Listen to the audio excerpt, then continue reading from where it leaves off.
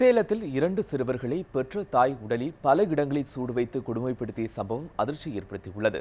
Salem Vincent பகுதியைச் சேர்ந்த lorry ஓட்டுநர் நாகரத்தினத்தின் மனைவி நஸ்ரின் பேகம் இவர்களுக்கு 2 ஆண் குழந்தைகளும் ஒரு பெண் குழந்தை உள்ளனர். இந்நிலையில் சிறுவர்கள் இருவரும் வீட்டில் விளையாடியதை கண்டித்த நஸ்ரின் 3 தினங்களுக்கு முன்பு தோசை கரண்டியால் இருவரின் கைகளிலும் சூடு வைத்துள்ளார்.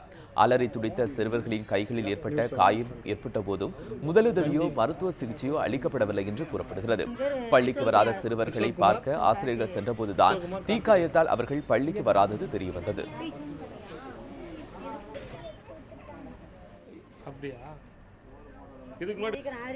தகவல் அறிந்த போலீசார் மற்றும் குழந்தைகள் நல குழுவினர் விசாரணை நடத்தினர். இதேபோல ஏற்கனவே நஸ்ரின் சிறுவர்கள் வாயிலும் கால்களிலும் சூடு வைத்தது விசாரணையில் தெரியவந்தது. இதையடுத்து சிறுவர்கள் சிகிச்சைக்காக மருத்துவமனையில் அனுமதிக்கப்பட்டுள்ளனர். குழந்தைகளுக்கு பெற்ற தாயை சூடு வைத்து கொடுமைப்படுத்திய சம்பவம் அப்பகுதி மக்களிடையே அதிர்ச்சி ஏற்படுத்தியுள்ளது. அம்மா எனக்கு சூடு வச்சு கொடுமைப்படுத்துறாங்க. தோசை கண்டியில் தப்பா எடுத்து வீடு செஞ்சிட்டு இருந்தானா, அதனால வச்சு விட்டுட்டாங்க.